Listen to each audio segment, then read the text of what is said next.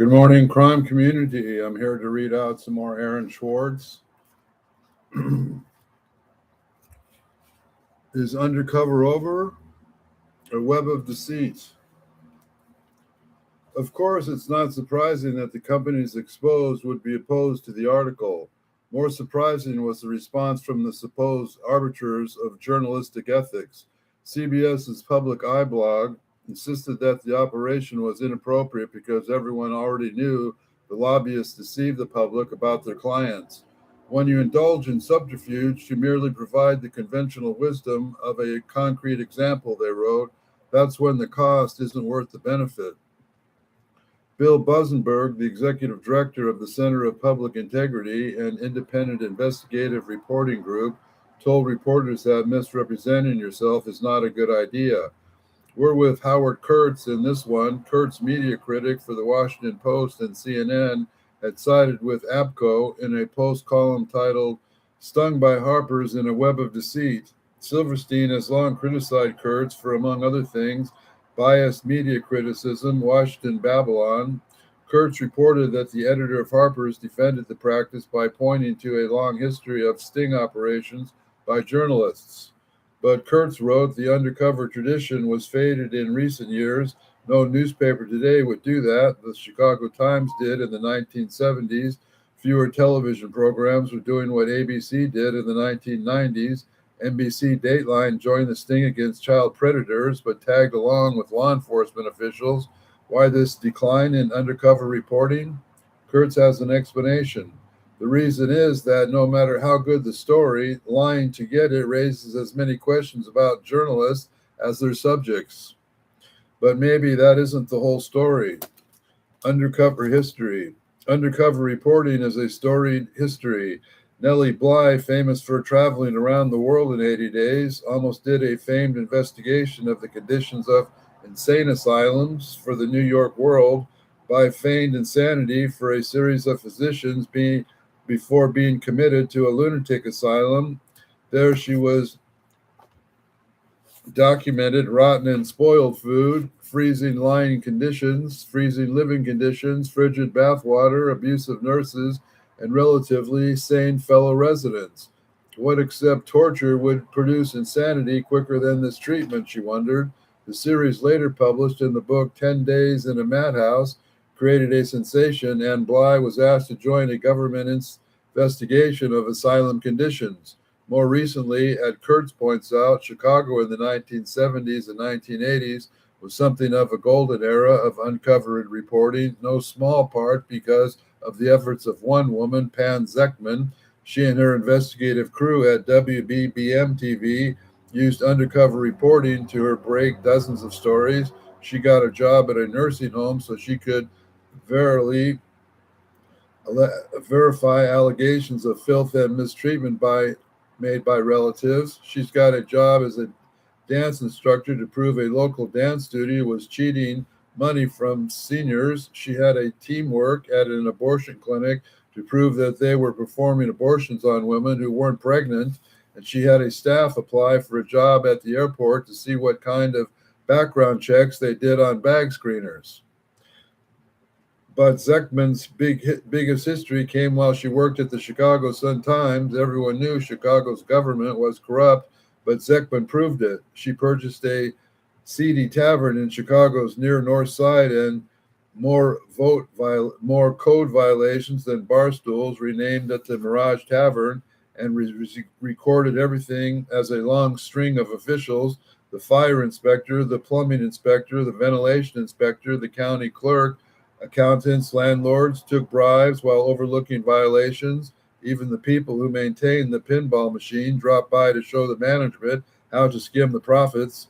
The resulting 25-part series was full of juicy details, like the business broker who advised them to bribe everyone except cops because the cops keep coming around every month like flies looking for a payoff. It led to a stream of tourists visiting the bar, and hundreds called the paper with new tips. There was a coverage in outlets like Time and 60 Minutes and in newspapers from Denmark to Australia. A federal investigation of the inspectors quickly led to indictments of 29 electrical inspectors, while the Illinois Review Department created a 12-man Mirage adult unit. In more recent years, Barbara Eidenreich went undercover for Harper as a maid, a waiter, a Wall Street employee, a Walmart employee, and a nursing home assistant. She argued that such unskilled jobs were much harder than the white-collar work she was used to, and found that even working by herself, eating little and pulling in pitiful conditions, she still was able to make ends meet. The result was the best-selling book Nickels and Dimed, which led to a resurgence of interest in the conditions of the working poor. Food Lion fallout. But outside of Harper's uncovering reporting that was largely dried up in recent years, and many point to the Food Lion case as the reason, in 1992, ABC's Primetime Life sent reporters undercover at the Food Lion grocery store to investigate claims of unsanitary food handling practices. The reporters falsified the resumes. I really miss working at a grocery store. I would love to make a career with a company, one wrote in her application, donned hidden camera rigs, and got the story. The picture was vivid. Old meat being radiated and put out again for sale, old ground beef being mixed and new out-of-date chicken getting a coating of barbecue sauce before being relaunched into the gourmet section.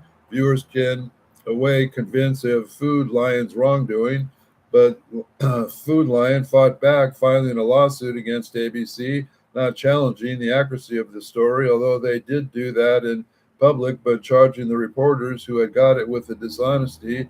The chain sued ABC for fraud, for lying on their application, trespassing for coming to Food Lion without permission, and breach of loyalty for working videotape bad practices when they were supposed to be working for the company. After years of legal wrangling, in 1997, a jury awarded Food Lion $5.5 million. In 1990, the case was overturned on appeal on somewhat technical grounds, but by then it was too late. The case had been grinding through the legal system for nearly 7 years, and journalists and news outlets had gotten the message. Undercover reporting has serious costs. Looking back in 1997, the editor of the Columbia Journalism Review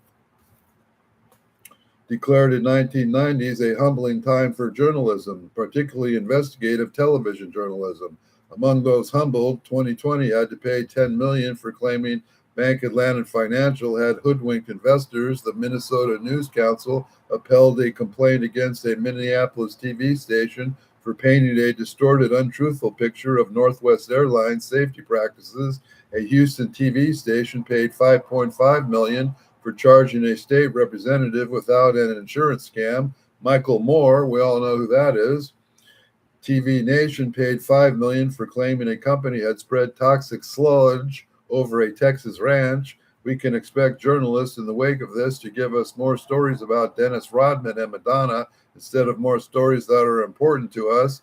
First Amendment lawyer Bruce Sanford said at a time of the Food Lion case, the specter of the verdict is this magnitude. We will have a clinging effect on the investigative journalists all over the country, he proclaimed Jane Kirtley, when executive director of the Reporters Committee on Freedom of the Press. Out of fashion. They appear to have been right, although frankly the spate of Dennis Rodman stories have since abated. Undercover reporting has fallen out of fashion. Ken Silverstein argues that this is because reporters, especially Washington reporters, have grown complacent. In an LA Times op-ed on the controversy, he wrote, "The decline of undercover reporting and the investigative reporting in general reflects in part the increasing conservatism and cautiousness of the media, especially the smug, high-ended Washington press corps. As reporters have grown more socially prominent during the last several decades, they become part of the very power structure that they're supposed to be tracking and scrutinizing. The piece on lobbyists, he and his editor insist, was not just done to investigate the particular lobbying firm, but to reawaken journalism to the power of uncover reporting. There was a metal level in the planning that asked, will the journalism establishment react? Harper's editor, Rogue Hodge, told a reporter, the fact that the undercover journalism has fallen out of fashion seems to be a problem for the profession. Investigative journalism has gotten so rare that the foundations have stepped into a gap. A collection of funders have joined the form, the new profit ProPublica, which we will have an annual budget of $10 million, already making it the largest investigative journalism team in the country. It's unclear if anything will wake news organizations from their slumber. Perhaps better should be an undercover inside them to find out. Like that lady went inside undercover to uncover all those injustices. So we say thank again to Aaron Short for his lesson today. And we pray for peace because there's no peace in the world. So they want to divide us instead to bring us together. All churches, religions, and everything else, they want to divide us, but we need to stay together as a team. We work together as a team. So please like and subscribe and share and have a beautiful day. And God bless the children and pray for peace on earth.